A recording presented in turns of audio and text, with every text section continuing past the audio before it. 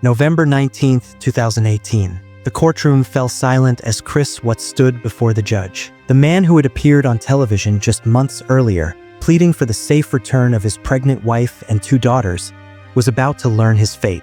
What the judge sentenced him to that day was just the beginning of a nightmare that many say is far worse than death itself. Once the cameras stopped rolling, Chris Watts vanished into a world designed to break people like him, but the world never stopped watching. Chris Watts received 5 life sentences without the possibility of parole. 3 consecutive life sentences for the murders of his wife Shanann and daughters Bella and Celeste, plus 2 more for the unlawful termination of Shanann's pregnancy and tampering with the bodies. The judge made it clear that Watts would die in prison. Many people believe the death penalty would have been real justice, that life in prison is somehow the easy way out, that keeping him alive is merciful compared to execution. But here's what most people don't understand about this sentence, and by the end of this video, I'm going to show you exactly why Chris Watts' existence behind bars might actually be a fate worse than any execution. I want you to tell me in the comments whether you agree or disagree. But first, you need to understand where they sent him and why that decision sealed his fate. After his sentencing in Colorado, Watts was initially held in protective custody. Then the Colorado Department of Corrections made a decision. They transferred him out of state to Wisconsin, to a place called Dodge Correctional Institution. This is where his real punishment began. Prison officials knew that keeping him in Colorado, where his crimes were committed, would make him an immediate target. Every inmate would know his face, every prisoner would know what he did. In prison culture, there's one rule that stands above all others: you do not harm children. But moving him to Wisconsin didn't save him from anything. It just changed the nature of his torment. And what awaited him there would break most people within months. Let me paint you a picture of Chris Watts' daily existence. He wakes up in a cell that measures roughly 6 feet by 9 feet, smaller than most people's bathrooms. The walls are concrete, the bed is a thin mattress on a metal frame. There's a toilet and a sink, no privacy, no comfort. This is his entire world. For 23 hours every single day, Watts remains in this box. Think about that for a moment. 23 hours. The only time he leaves is for 1 hour of recreation, and even that hour is spent alone in another confined space. He has no contact with other inmates during rec time, no conversations, no human interaction beyond the guards who monitor him. This is called administrative segregation. Some people call it solitary confinement, and studies have shown that extended isolation like this does something devastating to the human mind. People begin to experience hallucinations, their sense of time becomes distorted, they struggle to think clearly. Depression and anxiety become overwhelming. Some prisoners in long-term isolation have described feeling like they're losing their minds. They talk to themselves, pace endlessly, experience panic attacks. The lack of human contact and sensory stimulation literally changes brain structure. Chris Watts is living this reality. He's been in this situation for years now, and he'll remain in it for decades to come. His mind is slowly deteriorating in that concrete box, and there's no therapy that can fully counteract the effects of this kind of isolation, no medication that can restore what's being lost. But the isolation is only part of his punishment. What I'm about to tell you next is what truly makes his sentence unbearable. Here's the central truth about Watts' sentence that most people miss. With execution, there's an endpoint. There's a finite period of suffering, and then it's over. The condemned person faces their mortality, but eventually the reckoning ends. Chris Watts faces something entirely different. He faces decades of the same unrelenting torment, decades of isolation, decades of being the most hated man in any room he enters, decades of constant threat, decades of crushing guilt and the knowledge of what he did, decades of complete hopelessness. His punishment isn't a single moment of justice. It's justice stretched across an entire lifetime. Every morning he wakes up is another day of consequence. Every night he goes to sleep knowing tomorrow will be identical. This isn't mercy. This is prolonged accountability. And here's what makes it even more crushing. There's no possibility of parole. This means there's nothing for him to work toward, no goal, no light at the end of the tunnel. No matter how much he might claim to feel remorse or how many programs he might complete, it changes nothing. Most prisoners hold onto some form of hope. Maybe they'll get parole, maybe their sentences will be reduced, maybe they'll be transferred to a better facility. Chris Watts has none of these possibilities. His future is completely certain. He will die in prison, and every single day until that happens will be essentially identical to the one before. That crushing absence of hope is its own form of torture. But there's something else that makes every waking moment a living nightmare for him. Here's what makes Chris Watts' situation even more unbearable. He's not just another inmate, not just another murderer doing time. He's Chris Watts, the man who strangled his pregnant wife, the man who smothered his 2 little girls, the man whose case became one of the most shocking crimes in recent American history. Every guard knows who he is. Every inmate in that facility knows what he did. His case was covered by every major news outlet. There were documentaries, endless coverage on television and online. His interrogation videos were watched by millions of people. There's no anonymity for him, no chance to fade into the background.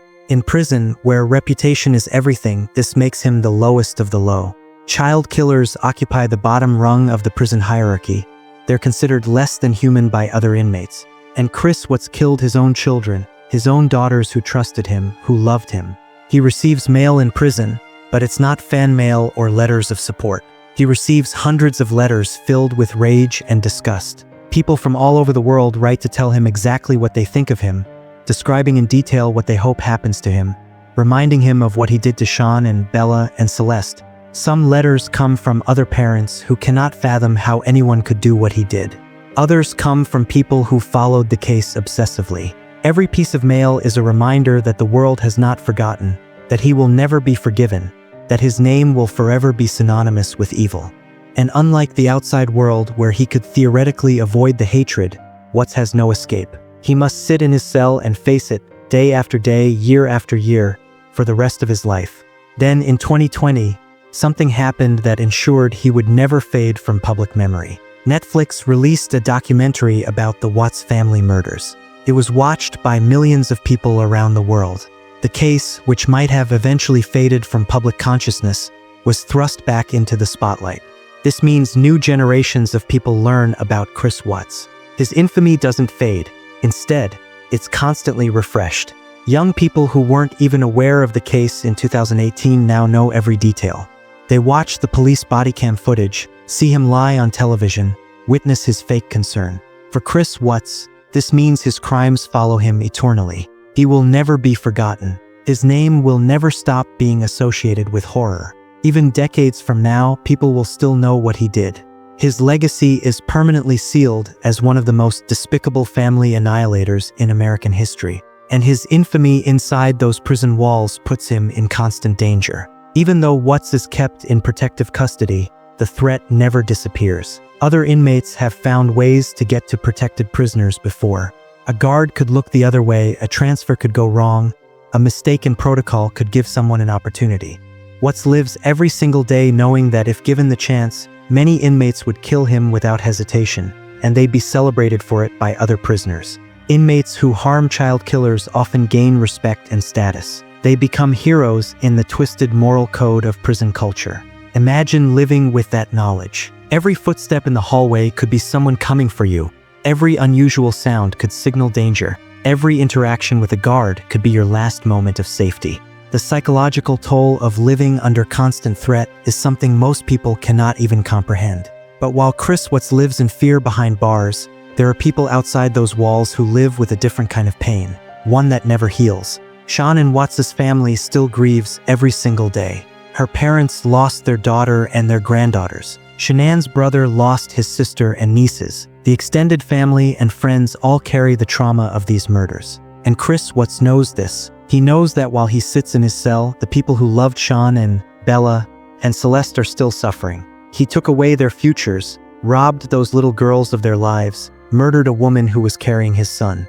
The weight of that knowledge never lifts. He cannot undo what he did. He cannot bring them back. He cannot make amends. All he can do is exist with the knowledge that he's responsible for destroying multiple lives and shattering a family forever. And what he revealed in a prison interview shows just how calculated and cold-blooded his actions really were. Watts gave a prison interview where he attempted to explain his actions. He talked about his relationship with his mistress, described the morning of the murders, tried to paint a picture of himself as someone who snapped rather than a calculated killer. But his own words revealed something chilling. He admitted to loading his daughters into the truck knowing his wife's body was already there. He drove them to an oil site where he worked. Bella asked what was wrong with mommy. Then he took each girl and murdered them separately. These are not the actions of someone who snapped. These are the actions of someone who made continuous choices to keep killing. And now he sits in that cell replaying these moments. Whether he feels genuine remorse or not, he cannot escape the memories. They are with him constantly. And unlike someone who receives the death penalty and faces execution, Chris Watts will relive these memories for potentially 50 or 60 more years. But does he actually feel sorry for what he did? Or is it all an act? Does Chris Watts feel genuine remorse? This is something people constantly debate. In his prison interviews, he's claimed to feel horrible about what he did. He says he thinks about his daughters every day. He's written letters apologizing to Shanann's family. But many people question whether this remorse is real or whether it's simply self-pity. Is he sorry for what he did, or is he sorry that he got caught? Is he grieving for his victims, or is he grieving for his lost freedom and destroyed life? The truth is we may never know what truly goes on in his mind. But regardless of whether his remorse is genuine, it doesn't change his reality. He will remain in that prison. He will continue to face the consequences. And nothing he says or feels will ever bring back the people he murdered. And there's another controversial aspect of his imprisonment that people debate constantly. Housing a prisoner costs taxpayers tens of thousands of dollars per year. Chris Watts will likely cost the system over $2 million throughout his incarceration. Some people argue this money could be better spent elsewhere. But here's the counterargument. Execution is often more expensive than life imprisonment when you factor in the lengthy appeals process. And more importantly, many people believe that keeping Chris Watts alive in these conditions is a more fitting punishment than giving him the release of death. His continued existence serves as a reminder, a warning, a demonstration that some actions have irreversible consequences that extend for an entire lifetime. Which brings us to the question that divides people to this day. So here we arrive at the central question. Is life in prison better or worse than the death penalty? For most of this video, I've shown you the horrific reality of Chris Watts' existence behind bars, the isolation, the threats, the psychological deterioration, the complete absence of hope. Many people who support the death penalty argue it provides closure and justice. They say monsters like Chris Watts don't deserve to keep breathing. They believe execution is the only appropriate response to such heinous crimes. But others argue that life in prison is actually the harsher sentence. Death is an escape. Life in a concrete box with no future and constant suffering is the real punishment. Chris Watts will face his crimes every single day for the rest of his life. He doesn't get the mercy of an end date. So what's the final answer? Chris Watts is currently in his late 30s. Based on average life expectancy, he could spend another 40 or even 50 years in prison. That's 4 or 5 decades of the existence I've just described. 4 or 5 decades in a 6x9 cell. 4 or 5 decades of isolation and fear and regret. Is this worse than death? I've given you the facts and shown you what his life is really like behind those walls. Now I want to hear from you. Do you think life imprisonment is actually the harsher sentence? Do you believe Chris Watts is getting what he deserves? Or do you think execution would have been more appropriate? Has this video changed your perspective on life sentences versus the death penalty? Leave your thoughts in the comments below. Tell me whether you think Chris Watts' prison existence is truly worse than death, or whether you believe justice would have been better served another way. One thing is certain, Chris Watts will never know freedom again. He will never feel the sun on his face without restrictions, never have a normal conversation, never escape what he did. For the rest of his life, every single day will be a reminder that he destroyed his own family and threw away any chance at a meaningful existence. This is the reality of life in prison for one of America's most notorious family killers. This is what worse than death actually looks like. If you found this look inside Chris Watts' prison life as haunting as we did, don't forget to like the video and subscribe for more true crime stories from Crime Shade. Tell us in the comments, do you think spending the rest of your life in isolation is a harsher punishment than death itself?